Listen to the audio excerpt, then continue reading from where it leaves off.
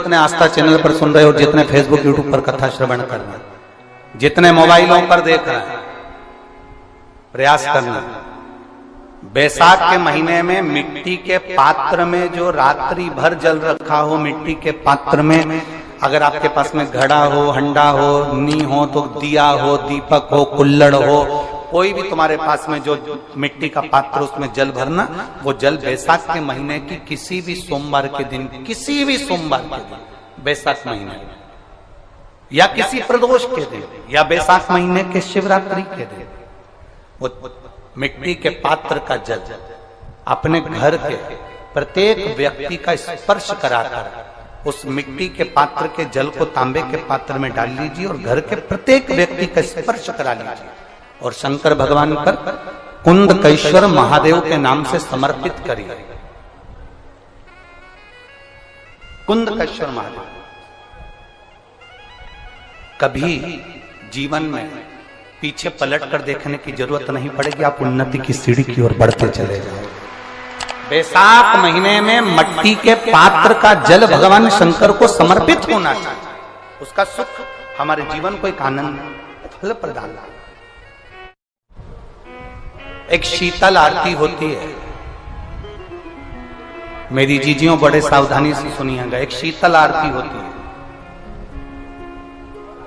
कभी अगर तुम्हारे जीवन में अगर कभी तुमको ऐसा लगे कि रोग बड़ा भारी हो चुका है और बहुत भारी रोग मुझे घेरता जा रहा है, या डॉक्टर को दिखाने जा रहे हो और तुम्हें ऐसा लग रहा है कि डॉक्टर कोई बड़ी बीमारी बताएगा, तो उस समय पर शीतल आरती का प्रयोग करें। एक पुष्प हाथ की हथेली में रख लीजिए, एक पुष्प हाथ की हथेली में रख लीजिए, और यहां तक शास्त्र कहता है अगर हो सके तो आंकड़े का अगर पुष्प मिल जाए, तुम्हारे यहां क्या बोलते हैं उसको, मंदार का फूल, आंकड़े का फूल, अकौए का फूल, जो शंकर भगवान पे चढ़ता है, छोटा सा होता है, घुंघरू जैसा होता है वो, उसको तुम्हारे यहां क्या बोलते हैं हरियाणा में? आंख का ही पुष्प बोलते हैं। आंख का पुष्प मिल जाए तो ज्यादा अच्छा है। अब उसमें चाहे सफेद हो, चाहे नीला हो, चाहे गुलाबी हो, जैसा भी हो, हाथ में रखने के बाद हाथ में एक लोटा जल भगवान शंकर के शिवालय में जब आप प्रवेश करें, और प्रवेश करते समय भगवान के सम्मुख में जब भगवान शंकर के साक्षी में जब पहुंचे, आपके सामने पूजन में कोई भी सामग्री नहीं है, आपके पास में न दिया है, न बाती है, न गर्भवती है, न चंदन है, न कपूर है, न कोई सामग्री है, केवल एक आंख का पुष्प और एक लोटा जल आपके पास में है। शिवालय में पहुंचकर शीतल आरती का प्रयोग करो। 11 बार भगवान शंकर के 11 रुद्रों का स्मरण कर कर जब 11 बार शंकर के शिवलिंग के ऊपर से नीचे तक वो कलश को जब घुमाया जाता है, और घुमाने के बाद वो आग का जो पुष्प है वो अशोक सुंदरी वाली जगह पर समर्पित कर कर भगवान शंकर को जो जल चढ़ाया जाता है, जो जल समर्पित किया जाता है, डॉक्टर भले तुमसे कह रहा हो कि तुम्हें बड़ी बीमारी के चांस हैं, आप जाकर एक बार चेक कराना, तुम्हें वो बड़ी बीमारी निकलेगी ही नहीं, उस रोग से तुम मुक्त हो। इसको शीतल आरती का प्रयोग किया गया। ये शीतल आरती, इसको शीतल आरती कहा। शिव की प्राप्ति का, एक रोग से मुक्त होने का। अब आपसे कोई कहे कि ये शीतल आरती का प्रयोग सबसे पहले किसने करा, तो आपको ध्यान लगाना है इस प्रयोग को। सोमनाथ जी की कथा का स्मरण करिएगा, सोमेश्वर की कथा का स्मरण करिएगा। आप स्कंद पुराण में, शिव महापुराण में सोमनाथ जी की कथा का स्मरण करिएगा। चंद्रदेव को काया का रोग हो गया, रोग इतना भारी था, चंद्र समझ नहीं पा रहे थे मैं करूं क्या। जब देव ऋषि नारद के पास पहुंच गए, नारद जी ने कहा एक पार्थिव शिवलिंग का निर्माण करो, बालू के शिवलिंग का निर्माण करो, और समुद्र का ही जल भगवान शंकर को उनके आनंद से आरती कर कर उनको चढ़ाने का प्रयास करो। और शिव ने ऐसी कृपा कर दी कि चंद्र के पास आकर भगवान शंकर ने कह दिया, चंद्र मैं तुझे वर देता हूं, तेरा काया का रोग समाप्त होगा, ये मेरा वर है, क्योंकि तूने मेरे शीतल आरती का प्रयोग किया।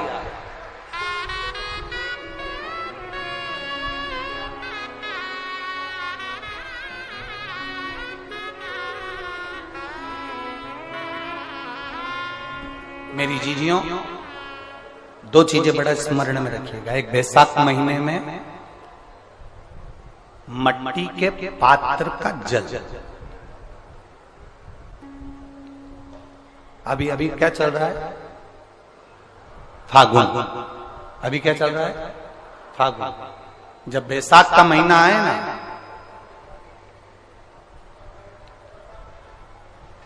जितने यहां बैठे और जितने आस्था चैनल पर सुन रहे हो, जितने फेसबुक यूट्यूब पर कथा श्रवण कर रहे हैं, जितने मोबाइलों पर देख रहे हैं, प्रयास करना बैसाख के महीने में मिट्टी के पात्र में जो रात्रि भर जल रखा हो, मिट्टी के पात्र में, अगर आपके पास में घड़ा हो, हंडा हो, नी हो, तो दिया हो, दीपक हो, कुल्लड़ हो, कोई भी तुम्हारे पास में जो मिट्टी का पात्र, उसमें जल भरना।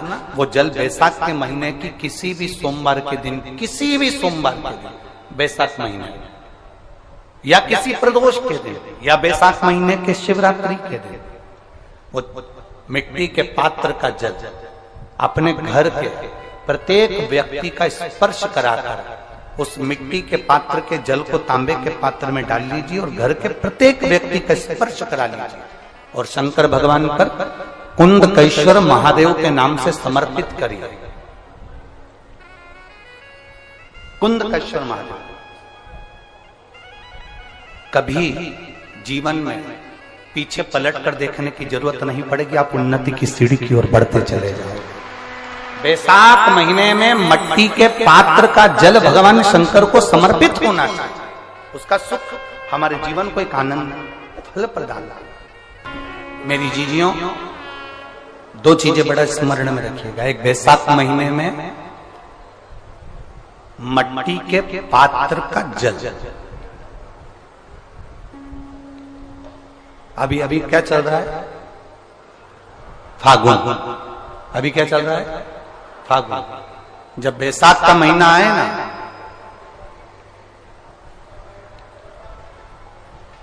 जितने यहां बैठे और जितने आस्था चैनल पर सुन रहे हो, जितने फेसबुक यूट्यूब पर कथा श्रवण कर रहे हैं, जितने मोबाइलों पर देख रहे हैं, प्रयास करना बैसाख के महीने में मिट्टी के पात्र में जो रात्रि भर जल रखा हो, मिट्टी के पात्र में, अगर आपके पास में घड़ा हो, हंडा हो, नी हो, तो दिया हो, दीपक हो, कुल्लड़ हो, कोई भी तुम्हारे पास में जो मिट्टी का पात्र, उसमें जल भरना।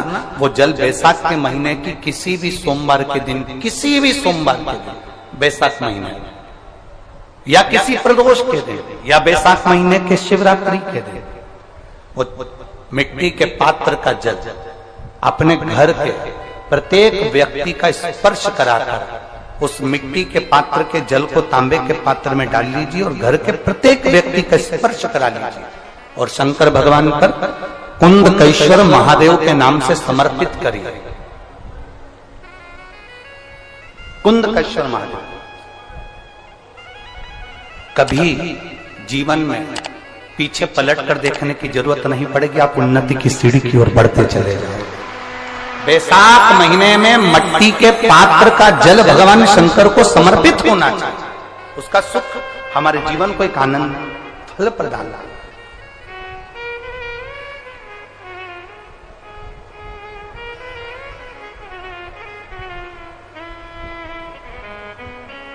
जिसे कहते हैं रोज शंकर के मंदिर में प्रतिदिन जाने वाले को, और एक और चीज अपने स्मरण में रहे, अगर शिव के मंदिर नहीं जा सकते तो अपने घर में जो शिवलिंग है उस पर जल चढ़ाओ।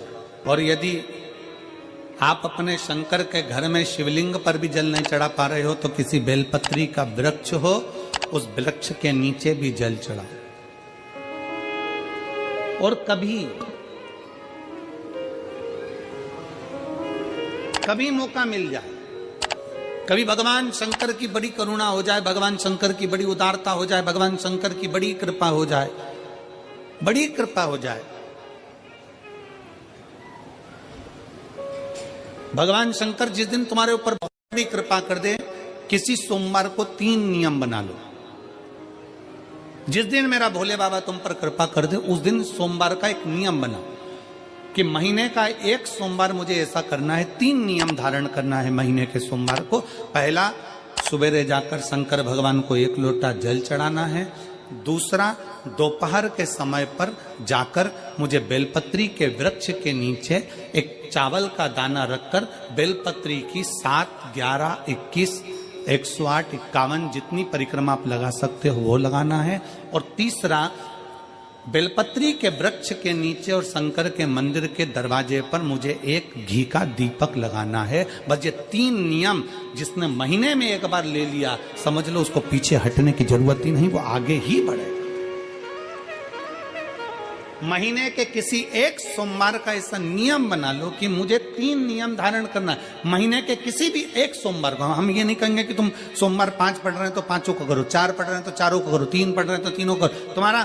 तुम तो महीने का एक सोमवार का नियम बना। और मेरी जीजियों से, मेरी बेटियों से जो विदेश में रह रही हैं, जो कहीं बाहर रह रही हैं, कहीं बड़े शहर में रह रही हैं, जो रोज मंदिर नहीं जा सकते, हर किसी महीने के एक सोमवार को भी ये नियम निर्धारण करते, तो उनसे कहेंगे कि 3 महीने में एक सोमवार का नियम बना लो। 3 महीने में नहीं बना सकते तो 6 महीने में एक सोमवार का नियम बना लो। और 6 महीने में नहीं बना सकते तो 1 साल में एक सोमवार का ऐसा नियम बना लो कि मैं साल का एक सोमवार ऐसा रहूंगी कि सुबह सोमवार के दिन मंदिर में जाकर जल चढ़ाऊंगी, दोपहर में जाकर बाबा को एक अक्षत का दाना रखकर, अक्षत का मतलब है कि बाबा मेरी दिनों दिन उन्नति करना। बेलपत्री के वृक्ष के नीचे जो अक्षत रखा जाता है वो उन्नति के लिए रखा जाता है। शंकर के शिवलिंग पर जो अक्षत रखा जाता है वो रोग मुक्ति के लिए रखा जाता है। अशोक सुंदरी पर जो अक्षत रखा जाता है वो संतान प्राप्ति के लिए रखा जाता है। षडानंद कार्तिकेय की ओर जो अक्षत रखा जाता है वह हमारे बच्चों की सुख समृद्धि के लिए रखा जाता है। विनायक की ओर,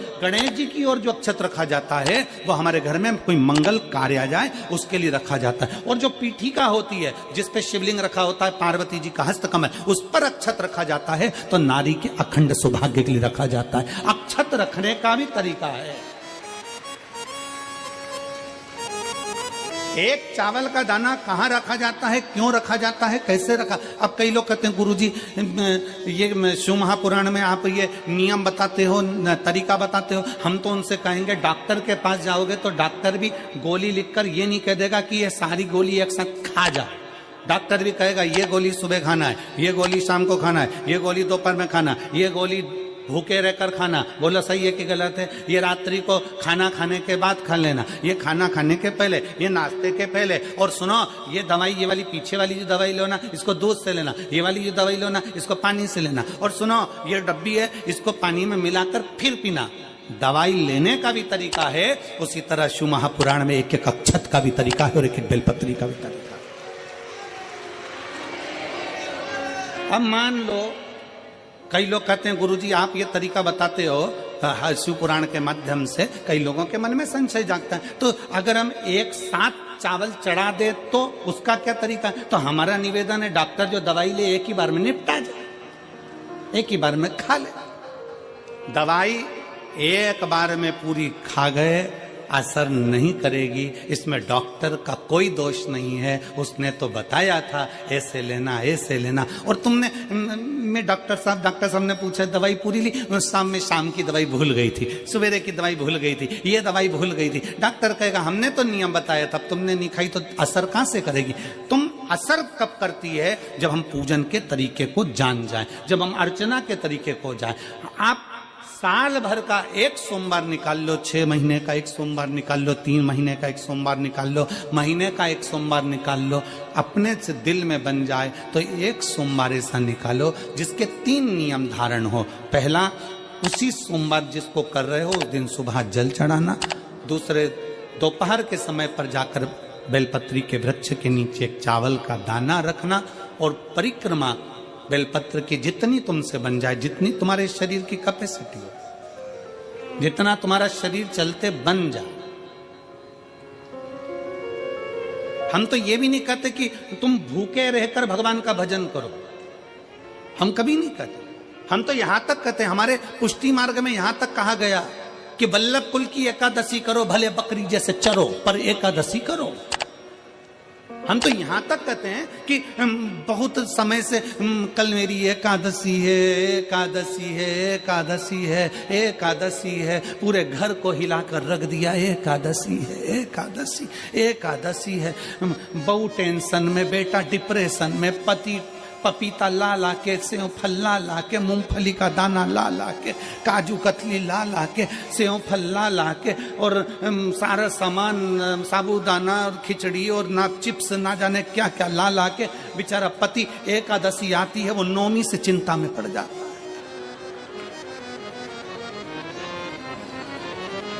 हम तो ये भी नहीं कहते कि तुम व्रत बहुत भारी करो, तुम व्रत उपास भी बहुत टेंशन वाला करो, ना ना ना।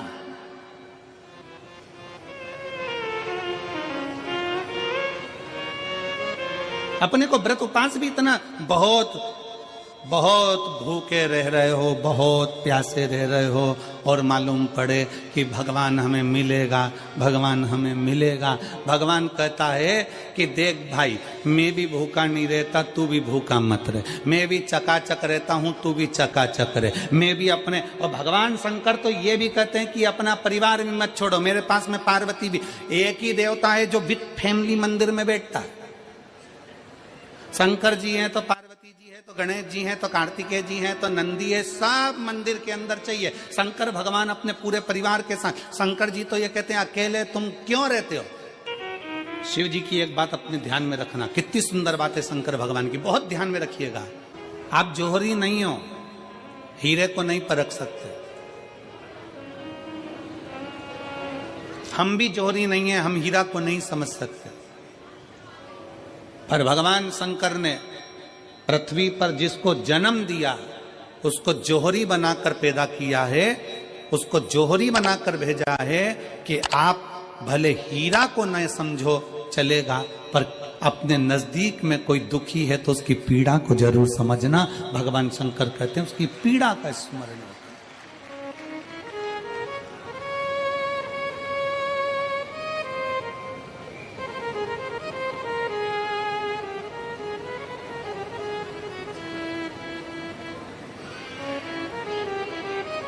हीरा को समझो ना समझो, पर पीड़ा को जरूर समझिए।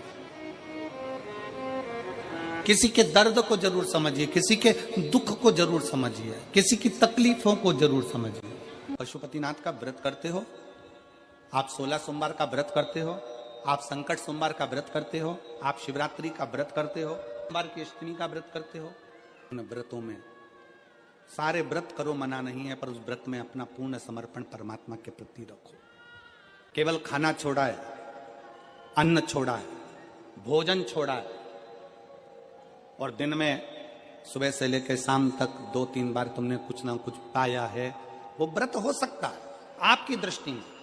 पर हमारी दृष्टि में व्रत कौन सा है। शिव महापुराण की कथा कहती है कि सुबेरे आपका व्रत चालू हुआ, दूसरे दिन ब्रह्म मुहूर्त तक जो आपका व्रत आपने रखा है, भगवान का जो व्रत कर रहे हो, उस व्रत में एक बात अपने अंदर उतार कर रखो कि इस दिन मैं अपने मोबाइल का त्याग करती हूँ, पूरे दिन मैं मैसेज नहीं पढ़ूंगी, मैं देखूंगी नहीं, मैं अपशब्द नहीं कहूंगी, मैं जानूंगी नहीं। दूसरा, आज के दिन मेरा व्रत है।